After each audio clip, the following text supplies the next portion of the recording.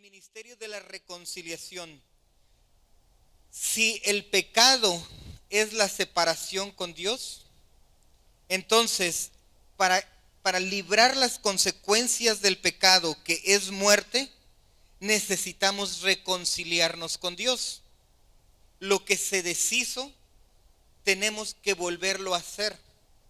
Pero le voy a dar dos noticias, una buena y una mala. ¿Cuál quieren primero, la buena o la mala? La mala. La mala es que ninguno de los que estamos aquí, en este lugar, en este mundo, en cualquier tiempo, en cualquier generación, en cualquier década, nadie puede reconciliarse con Dios. Esa es la mala noticia. Nadie puede. Ahora quieren la buena. La buena noticia es que Dios puede hacer todas las cosas que nosotros no podemos. Y más bueno aún es que Él quiere y está dispuesto a hacerlo. Nosotros por nuestras fuerzas nada podemos hacer. Pero Dios con su amor, mire, usted está aquí y es algo que debemos comprender y darle gracias a Dios por ello. No está aquí porque usted es una persona muy buena que busca a Dios. Usted está aquí porque Dios lo ha estado buscando a usted primero. Dios ha estado buscando cada día, en cada momento, tener ese tiempo de reconciliación. Y ha permitido que usted esté aquí. Y por eso nosotros le damos gloria a Dios y toda la honra a Él, porque por su buena voluntad estamos en este lugar. Amén. Quiero invitarlos por un momento, por favor. No sé si si pudiéramos proyectar un versículo, ahorita te digo cuál, pero es una lectura que voy a hacer en la segunda carta del apóstol Pablo a la iglesia que está en Corinto, del capítulo 5, voy a leer del versículo 11, aunque voy a predicar solamente de un versículo. Dice: conociendo pues el temor del Señor, persuadimos a los hombres, pero a Dios le es manifiesto lo que somos. Y espero también que sea a vuestras conciencias. No nos recomendamos, pues, otra vez a vosotros, sino os damos ocasión de gloriarnos por nosotros, para que tengáis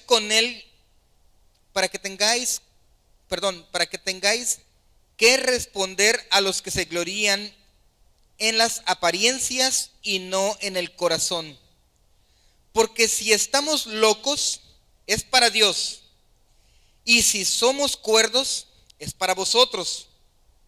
Porque el amor de Cristo nos constriñe pensando en esto, que si uno murió por nosotros, y luego todos murieron, y por todos murió, para que los que viven ya no vivan para sí, sino para aquel que murió y resucitó por ellos. De manera que nosotros de aquí en adelante a nadie conocemos según la carne. Y si a Cristo conocimos según la carne, ya no le conocemos así. De modo que si alguno está en Cristo, nueva criatura es. Las cosas viejas pasaron ya, he aquí todas son hechas nuevas, y todo esto proviene de Dios. Voy a repetir esta parte. Y todo esto proviene de Dios, quien nos reconcilió consigo mismo por Cristo y nos dio el ministerio de la reconciliación, que Dios estaba en Cristo reconciliando consigo al mundo, no tomándoles en cuenta a los hombres sus pecados. Y voy a repetir otra vez: no tomándoles en cuenta a los hombres sus pecados, y nos encargó a nosotros la palabra de la reconciliación. Así que somos embajadores en nombre de Cristo, como si Dios rogase por medio de nosotros, os rogamos en nombre de Cristo, reconciliaos con Dios. Al que no conoció pecado, por nosotros lo hizo pecado, para que nosotros fuésemos hecho justicia de Dios en él. Hermanos, dice algo que quiero enfatizar, dice que Dios no estaba tomando en cuenta los pecados del hombre. Dios echó fuera a Adán y Eva de su vista porque Dios es santo. Mientras cantábamos escuché la voz de la hermana Vanessa que declaraba santo, santo, santo, porque Dios es 3 veces santo, es decir, confirmada y afirmadamente Dios es santo. Y Él no puede ver el pecado. El pecado es algo horrible, sucio, funesto, maloliente, como es la muerte. Y cada vez que nosotros pecamos, fíjense bien, cada vez que nosotros pecamos, estamos tomando una actitud como decir, Señor, no te quiero ver, no te quiero ver, ni quiero que me veas. Es una actitud despreciable hacia Dios. ¿Y qué ha hecho Dios para merecer algo así? ¿Qué cosa tan terrible hizo Dios para que mereciera nuestro menosprecio? Quiero responder esta pregunta. Voy a hacer 2 preguntas. La primera es, ¿qué cosa tan mala hizo Dios para merecer nuestro menosprecio? Y la segunda, ¿qué podemos hacer nosotros para evitar ofender a Dios? La respuesta a la primera pregunta la quiero compartir con ustedes a partir de Eclesiastés 3:11. Dice la palabra de Dios, todo lo hizo hermoso. Todo lo hizo hermoso. ¿Cómo puede ser menospreciado alguien que todo lo hizo hermoso en sus tiempos? O en su tiempo, perdón. Y fíjese, y ha puesto la eternidad en el corazón de ellos. Ha puesto la eternidad en el corazón de ellos sin que alcance el hombre a entender la obra que ha hecho Dios desde el principio hasta el fin. En todo el tiempo Dios ha sido extremadamente bueno e inalcanzablemente descriptible su bondad. La bondad del Dios no la podemos comprender, aquí lo dice Eclesiastés. Entonces, ¿por qué un hombre o un Dios que es hombre en Cristo, por qué un Dios tan bueno merece nuestro menosprecio cuando nosotros pecamos? ¿Qué podemos hacer nosotros para evitar ofender a Dios? Segunda de Corintios, que es en la lectura que yo les di, capítulo 5, versículo 19. ¿Qué podemos hacer? Reconciliarnos con Dios. Reconciliaos con Dios es un ruego, es una súplica que el apóstol Pablo hace a la iglesia de Corinto y se extiende a todas las iglesias por toda la eternidad hasta que el juicio de Dios haya llegado a su final. Pero quiero seguir haciendo una serie de preguntas. Son preguntas que pegan un poquito a nuestra conciencia. Reflexionemos en ella. ¿Cómo podemos reconciliarnos con Dios? Si ya les he dicho que nosotros no podemos hacer nada, pero que Dios sí puede, ¿cómo podemos reconciliarnos entonces con Dios? ¿Cómo puede un Dios absoluta y completamente santo, puro, perfecto, hacer las paces conmigo, que soy un impuro y constante pecador? ¿Qué decía David? Palabras sorprendentes del rey David, del hombre conforme al corazón de Jehová. El hacer el mal está de continuo. ¿No ha sentido usted a veces una frustración de que, como decía el apóstol Pablo, las cosas que no quiere hacer porque son malas las hace? ¿No se ha sentido a veces desesperado de por qué volví a hacer esto si esto no es lo que yo quería hacer? yo ya no quiero ser así, pero no puedo dejar de ser así. Siempre sigo haciendo las mismas cosas que no quiero.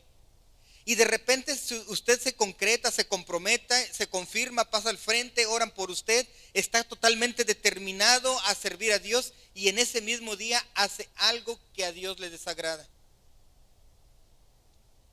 ¿Cómo puede un Dios justo pasar por alto su justicia? Porque Él dice que estaba pasando por alto los pecados del hombre, como si no los viera. Imagínense que somos pecadores, sabemos quiénes somos nosotros, Dios sabe más que nosotros quiénes somos nosotros, y Dios nos está amando como si no estuviéramos haciendo nada malo. Eso es lo que dice el texto. ¿Cómo puede ser eso? ¿Cómo puede Dios poner fin a ese constante deseo, hábito o práctica pecaminosa que constantemente daña el corazón de Dios, daña mi corazón y daña el corazón de aquellas personas que nos rodean? Esas preguntas van a ser contestadas en 2 de Corintios, y me gustaría, si es posible, el 21, por favor, 5:21. Es para mí un poquito importante tener ese respaldo aquí para que vean, para que estemos duro y duro en lo que estamos viendo. Dice la palabra de Dios: al que no conoció pecado, por nosotros lo hizo pecado, para que nosotros fuésemos hechos justicia de Dios en él. Ustedes observen este texto y vean quiénes están participando en ese texto. ¿Quiénes están participando? ¿Alguien me puede decir? Está uno solamente que me diga una de las personas que están participando. ¿Quién? Pablo, ¿verdad? Pablo, porque él es el que está hablando. Pero aquí, en el texto, así en las palabras que vemos escritas, Jesús. Entonces, Jesús, ¿quién sería? El que no conoció pecado, ¿verdad? Jesús no conoció pecado. Al que no conoció pecado está Jesús, número uno. ¿Quién es la segunda persona que está que está en el texto? Nosotros, ¿verdad? Al que no conoció pecado, bueno, aquí se hizo, pero hizo pecado por nosotros, porque Jesús no hizo pecado. Él no cometió pecado. En todas las escrituras está registrado que Él es el Hijo de Dios digno y santo. Pero por nosotros, ¿quién hizo pecado a Jesús? Dios. Entonces tenemos a un inocente, tenemos a nosotros que somos los culpables, y tenemos el medio de la reconciliación. Bueno, el mediador, el que está proveyendo la reconciliación, en este caso, es Dios a través de Jesucristo. Jesús es un hombre santo y bueno. Él merece lo mejor de lo mejor. Todo lo que podamos hacer por Él es poco en relación a lo que Él se merece. ¿Está de acuerdo usted conmigo? El mejor de los sacrificios y el mejor de la adoración que podamos darle a Cristo es poco con lo que Él se merece, porque Él es bueno, muy bueno. Él es muy amoroso. Él no tiene ninguna razón de recibir menosprecio. Pero ¿cómo le fue aquí en la tierra? Entonces, al que no conoció a Jesús, Dios lo hizo pecado por nosotros. ¿Qué acto tan terrible? No sé si puedan ustedes entender, reconocer que esto es algo muy, pero demasiadamente fuerte. ¿Para qué? Fíjense para qué. Aquí está, siempre yo destaco mucho los para. ¿Para qué Dios hizo pecado a Jesucristo? Para que nosotros, en este caso Pablo se incluye porque él es el que se pone a sí mismo como uno de los participantes del ministerio. Y todos nosotros, amados hermanos, todos nosotros hemos sido rescatados para ser ministro de Dios. Todos debemos de ministrar las bondades de Dios en Cristo Jesús en nuestro diario vivir. pero predicando y exaltando la palabra de Dios. Pero esa palabra tiene que estar puesta en mi vida, porque no puedo predicar lo que ni siquiera estoy viviendo, porque a eso Jesús le llama hipocresía. Entonces, para que nosotros fuésemos hechos justicia de Dios, de aquí vamos a sacar rápidamente 4 puntos de este versículo. El primer punto que vamos a ver es el número 1, que dice: en la obra reconciliadora, en esta obra reconciliadora, el único merecedor de la honra es Dios. Y vamos a ver algunos puntos de eso. Número 2, vamos a ver cuál fue el elemento indispensable en esta obra reconciliadora. Y ustedes ya lo saben, pero vamos a tocar algunos aspectos de este medio. Y número 3, vamos a ver quiénes son los receptores de este beneficio. Porque pudiera ser,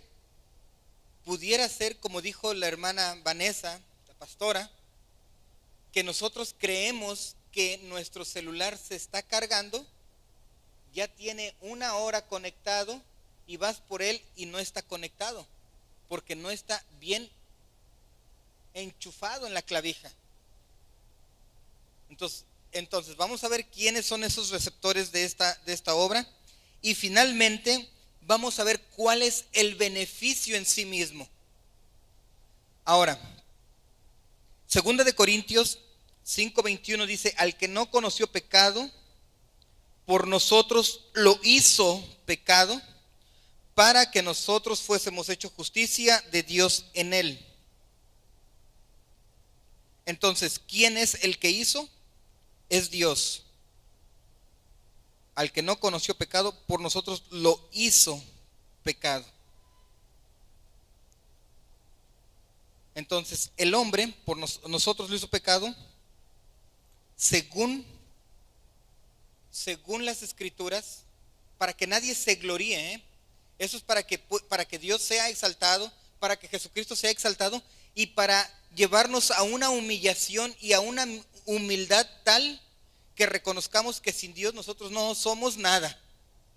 Dijo Isaías en el capítulo 64, versículo 6: si bien todos nosotros somos como suciedad, y todas nuestras justicias como trapo de inmundicia, y caímos todos nosotros como la hoja, y nuestras maldades nos llevaron como viento. Estaba hablando el profeta Isaías. El profeta Isaías era un profeta de Dios integrado en el pueblo de Dios, en el Israel. Y está declarando que Israel, todos los integrantes de Israel, y al utilizar el nosotros, el pronombre nosotros, lo incluye a él. Y está establecido por aquellos, o para aquellos que solamente, o que no toman en cuenta la comunión entre los dos pactos. Según Romanos capítulo 3, 10 y 11 dice: no hay justo ni aun uno, no hay quien entienda, no hay quien busque a Dios. Hacen armonía, están de acuerdo las dos partes, tanto en el Antiguo como en el Nuevo, que no hay hombre que busque a Dios, mujer o haya habido o la habrá. Entonces, si no hay quien busque, si no hay justo ni aun uno, ¿qué no Jesús es uno? ¿Qué acaso él tampoco es justo? ¿Qué no Jesús es un hombre y él no entra en el rango de los nosotros o todos? Por supuesto que no, porque Jesús, además de ser hombre, es Dios. Él no es un hombre como todos los hombres. Él es hombre 100% y Dios 100%. Entonces, cuando él queda excluido de este rango de hombres pecadores. Las buenas acciones de Dios y, bueno, el gran favor, la gran bondad de Dios, contrastados contra la gran pecaminosidad del hombre, llevaron a Jesucristo a la cruz.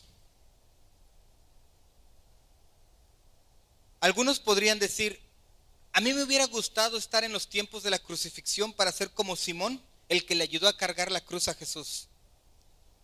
Yo, si hubiera estado en ese lugar, no hubiera permitido, con mi propia vida hubiera, aunque me maten también, yo hubiera muerto con él. Podemos declarar cosas como esas en nuestra ignorancia, pero cada vez que nosotros estamos cometiendo pecado, realmente estamos afirmando los latigazos que fueron dados al Señor. Y estamos confirmando los martillazos que fueron puestos en los clavos que atravesaron su cuerpo. Jesús no murió aquí porque usted pecó o porque aquellos pecaron. Jesús murió aquí porque el punto número 1 que estamos viendo, Dios es digno de recibir la gloria. Y su muerte era un sacrificio obediente a Dios. El hombre no tenía poder o potestad sobre Jesucristo. La palabra de Dios dice, yo he venido al mundo a hacer la voluntad del Padre. ¿Y cuál era la voluntad del Padre? Que Él fuera hecho pecado y muriera, porque la paga del pecado es muerte, mas la dádiva de Dios es vida eterna en Cristo Jesús. Juan capítulo 8, 11, Jesús dijo, la copa que el Padre me ha dado, ¿no la he de beber? La copa que Dios le dio es una copa, es la representación de una copa, es la copa de la ira. Una copa llena de ira. Toda la ira, toda la furia de Dios se iba a desembocar sobre Jesucristo. Porque Dios odia el pecado y toda la humanidad a través de los tiempos no ha hecho otra cosa más que ofender a Dios. Y esos pecados de los tiempos pasados, de los tiempos de Jesucristo, de los tiempos después de Cristo, de nuestros tiempos, fueron puestos en Cristo Jesús. Y toda la ira de Dios sobre una alma pecadora multiplicada por todos los pecadores, fueron echados en Jesucristo. Por amor a usted y a mí.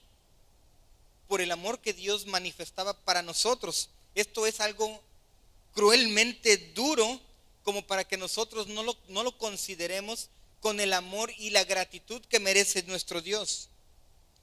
A cambio de la copa de ira que Jesucristo tenía que tomar, porque dijo, él hizo una pregunta retórica, la copa que el Padre me ha dado, ¿no la he de beber? ¿No voy a recibir ese sufrimiento que Dios está enviando para mí? Ese dolor, esa muerte, esa condenación, ¿no la voy a recibir? La respuesta es claro que la voy a recibir, porque Dios ama al mundo. Y para que el mundo pueda ser salvo, es necesario que yo la reciba. Pero mientras Él estaba recibiendo esa copa de ira, al mismo tiempo nos estaba dando a nosotros una copa de amor. Dijo, esta es la sangre que por vosotros es derramada. Esta es la sangre de mi cuerpo que por vosotros se derrama. Este es todo mi amor. Coman y beban de él. Y acuérdense siempre que se reúnan que yo los he amado con mi propia vida para que vivan eternamente en el reino del Padre. Qué contraste tan grande, ¿no? Qué dureza para mí, o qué contrariedad es el pecado de manera potencialmente indescriptible sobre Jesucristo, y en esa misma dosis, pero de amor, es la respuesta. Da cumplimiento a lo que dice el apóstol Pablo a los romanos en el capítulo 12. Bendice al que te ofende. Al que te ofende, bendice. Jesús es digno porque Él hizo esto por nosotros. Hebreos capítulo 10, versículos 5, 7 dice, me preparaste cuerpo. Fíjese, Filipenses capítulo 2 dice que Jesús no escatimó ser igual a Dios como cosa que aferrarse. Y aquí el escritor de los Hebreos dice, me preparaste cuerpo, aquí vengo, oh Dios, para hacer tu voluntad. Permítanme un segundo. Déjenme, agarro vuelo, porque esas palabras para mí son muy crueles, muy duras. puedo seguir diciendo, pero Jesús desde la eternidad recibió un cuerpo y fue enviado no a disfrutar la vida como es ordenado por Dios a nosotros. Él vino aquí para morir por nosotros, Él vino aquí a sufrir. Esa era la única razón por la cual Dios lo humilló en la eternidad haciéndolo hombre, y el hombre lo humilló aquí en la tierra haciéndolo víctima de algo que él no era merecedor. Nosotros no podemos aplacar la ira de Dios con nuestras buenas obras. Nosotros no podemos aplacar la ira de Dios con nuestra adoración, tampoco con nuestra obediencia. Necesitamos morir para que Cristo pueda vivir en nosotros. Necesitamos hacer morir todas nuestras obras humanas para dejar que las obras espirituales poderosas por encima de cualquier esfuerzo humano puedan glorificar a Dios. Debemos de cantar a Dios, como dice el escritor, el apóstol Pablo a los colosenses, en nuestro corazón, porque en el corazón está Cristo, el Rey sentado a la majestad de Dios. Porque es mismo Dios quien está cantando y glorificándose a sí mismo y glorificando al Padre y al Hijo y al Espíritu Santo a través de palabras que no pertenecen a nosotros porque son de Él. No hay nada bueno que podamos hacer, pero Dios está haciendo todas las cosas las está haciendo posible en el ministerio de la reconciliación por el Espíritu que nos ha dado a través de Cristo Jesús. De manera que si a alguien conocimos, dice el apóstol Pablo, a alguien conocimos según la carne y ya no le conocemos así. Ahora, fíjese bien, amado hermano, déjeme lo hago así con Ángel, me va a parecer muy fácil hacerlo. Él está en Cristo, amén. Si Él está en Cristo, yo no puedo juzgarlo porque estoy juzgando a Cristo. ¿Y qué es Cristo? Él es justo, Él es inmerecedor. La Biblia dice que ni siquiera Dios, dice que Dios estaba pasando por alto el pecado del hombre porque Dios estaba viendo en la pecaminosidad humana, estaba viendo a Jesucristo. Y por tanto el hombre estaba recibiendo no condenación, sino reconciliación con el Padre. Algo que dijo Carlos que me gustó mucho ahorita mientras cantaba. Yo no sé si él lo pensó, lo meditó o fue dado por Dios en el instante, pero él dijo una palabra profética que los hijos serán reconciliados con los padres.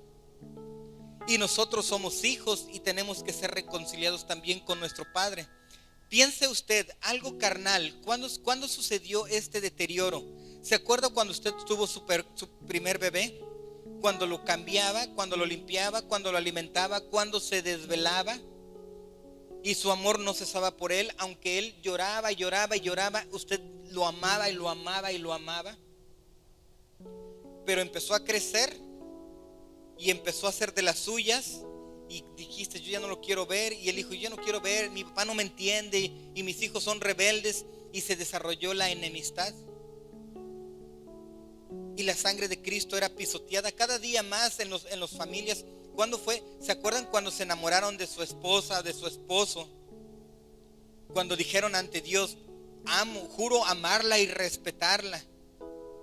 Pero se vino la rebeldía del uno hacia el otro y se separaron. Padres, hijos, esposos. ¿Cuándo fue la vez que inició este conflicto entre los seres humanos? Yo soy cristiano y ellos no son, ellos se van a ir al infierno y yo no. Oye, pero ¿por qué hablas así? Si somos hechos partícipes del ministerio de la reconciliación que Dios estaba haciendo por medio de Jesucristo, al cual hemos recibido, al cual nosotros declaramos y proclamamos que Miguel Vázquez está muerto, que Cristo es el que vive. Aquel que es caminar, fíjense bien, aquel que era caminar horas y horas y horas para llegar a alcanzar a las almas perdidas. ¿Cuál es el elemento único e indispensable para esta obra? Jesucristo. Jesús dijo nadie me quita la vida, sino que yo de mí mismo la pongo. Tengo poder para ponerla y tengo poder para volverla a tomar. Al que no conoció pecado, Él puso su vida por nosotros. Amados, en el tiempo de los judíos, eso se llama sustitución. Él es el sustituto. En los tiempos de los judíos parecía que no se cansaban de practicar lo que era el arte de la sustitución, y buscaban al Cordero perfecto, con edades, características, formas específicas, y era llevada ante el sacerdote. ¿Sabes qué, sacerdote? Yo soy bien pecador, quiero que mates a este Cordero para que yo pueda seguir pecando por lo menos otro año, con el perdón que Dios me va a dar a través de este acto. Yo vengo de una familia de carniceros. Mis abuelos eran carniceros, mi mamá era carnicera. Y el día domingo, allá en mi pueblo, no nos levanta el gallo, nos levantan los chillidos de los cerdos, porque hacen carnitas, y como matan cerdos, se oyen gritos desgarradores de los puercos. Pero también venden barbacoa y no se oye el grito del cordero o del borrego. No se oye, porque el cordero no grita cuando muere. Solamente, si ustedes han visto el sacrificio de un borrego cuando lo matan, lo único que hace es sus ojitos se van para arriba, se quedan abiertos para arriba. No dice nada, ¿no? No les recuerda, no se les hace algo muy, muy, muy recordatorio esto para nosotros. Dios, a través de los sacrificios, estaba tocando nuestra conciencia. ¿Tú qué piensas? ¿Tú que tienes conciencia? ¿Tú que eres inteligente? ¿Tú que eres Señor de la creación? Te he dado poder sobre lo creado y has hecho lo malo. Por tus pecados, este animalito indefenso va a morir año con año, vez tras vez. Por cada uno que quiera presentar sacrificios a Dios para perdón de pecados, tráiganme su borrego. Y el hombre, mátalo. Y también, si lo podemos ver en el Levítico o en el Deuteronomio, ese borrego tiene que ser abierto, canal abierto, y tiene que ser consumido. De la manera en que mismo Jesús dijo: este es mi cuerpo que por vosotros es entregado. Este es el pan de vida. Coman de este cuerpo y beban de esta sangre. Tengan una conciencia santa y sálganse del pecado. Ya no hay necesidad de matar un borrego más, ya no hay necesidad de un sacrificio más. Yo soy el Cordero de Dios que quita el pecado del mundo. Bienaventurados todos los que son llamados a participar a la cena del Señor.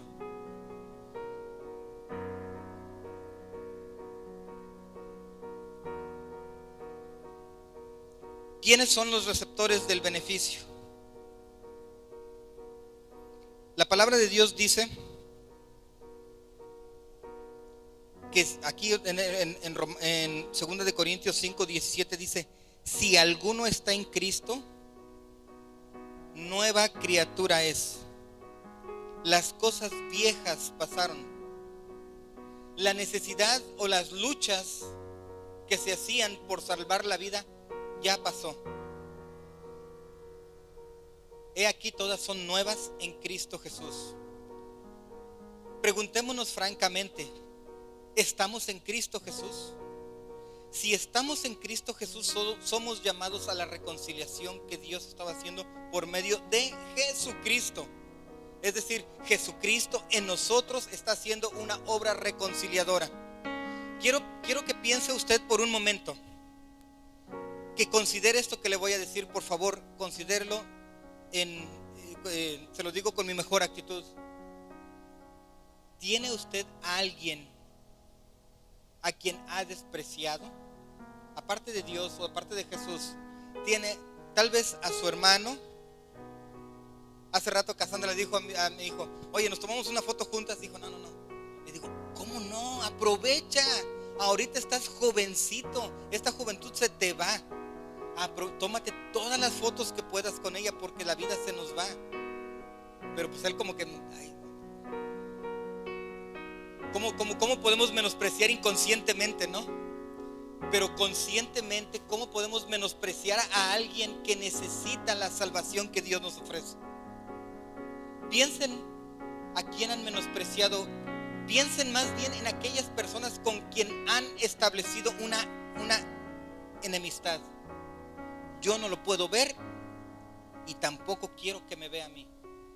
Bueno, está bien, sí lo puedo ver, pero las veces que sean mínimas posibles. La reconciliación con Dios es una reconciliación de bienestar.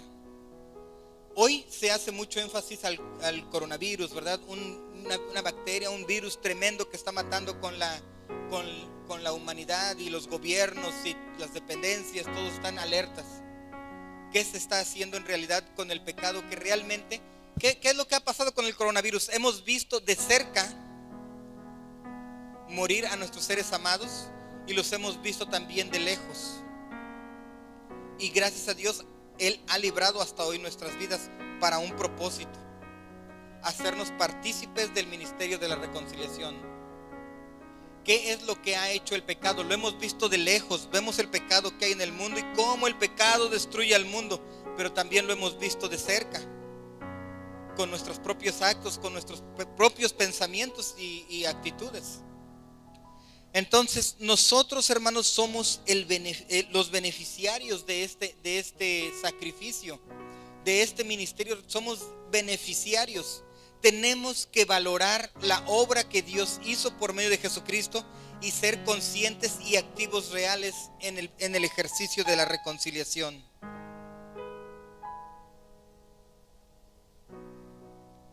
¿Cuál es el beneficio en sí mismo? Según el texto dice, el beneficio es que nosotros seamos justicia de Dios. Dios no puede mirar la injusticia. La injusticia, que es pecado, nos separa de Dios.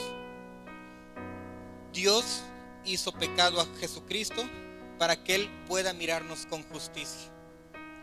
Por lo tanto, si Dios ha hecho eso por nosotros, ¿quién nos creemos nosotros que somos para establecer una justicia que dice: te portaste mal, mereces mi desprecio; te portaste mal, mereces mi ira, mereces mi castigo; no te voy a hablar, te voy a castigar con el látigo de mi desprecio?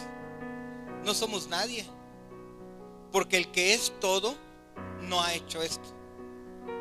Por lo tanto, amados hermanos, hoy estamos aquí reunidos aproximadamente 50, 60 personas. Si nosotros realmente estamos en Cristo, y con esto termino yo, si realmente estamos en Cristo, recordemos que fuimos hechos justicia de Dios para ser participantes del ministerio de la reconciliación que Dios estaba haciendo en ustedes con el mundo. Dios quiere reconciliarse con ese mundo que lo desprecia, pero no puede haber esa reconciliación si ni siquiera nosotros, judíos o israelitas espirituales, seguimos pisoteando la sangre del Cordero de Dios. Por lo tanto, amados hermanos, si usted comete un pecado el día de hoy, tome en cuenta una cosa: ese pecado está perdonado de antemano, pero llévelo delante de Dios por medio de Jesucristo, porque en Cristo tenemos abogado. No nos vayamos a dormir, como dice la palabra de Dios, que no se ponga el sol sobre nuestro enojo. Ese enojo que dice Dios: no tengo nada que decirte, tengo sueño, no quiero saber nada, porque eso no es reconciliación. La reconciliación con el Padre es como cuando Adán y Eva pecó. Sabes que cometimos un grave pecado el día de hoy, perdóname, Dios. Entonces Dios les va a preguntar: ¿estás arrepentido? Bueno, yo te puedo perdonar. Ve y ponte a cuentas con aquella persona y tráeme tu ofrenda de adoración, y estemos a cuentas, vamos a estar bien. pero no podamos pedirle, Señor, perdóname, quiero estar bien contigo, cuando no queremos estar bien con aquellas personas a las que hemos dañado. Hermanos, este es un llamado a la paz, este es un llamado a la reconciliación, este es un llamado al amor. Si ustedes acuden a este llamado, esto es lo que Dios tiene para usted: vida eterna en abundancia. Y cuando dice vida eterna, no quiere decir que la vida que tenemos es la vida eterna y se va a prolongar, porque esta vida no es vida. Vida es la vida que Dios nos da en Cristo Jesús. Una vida en donde hay perdón, donde hay amor, donde hay generosidad, donde hay pasión, donde las llamas de amor arden en nuestro interior, y de nuestra vida brota solamente palabras de gratitud y adoración a Dios. Esa es la vida que Dios quiere para nosotros.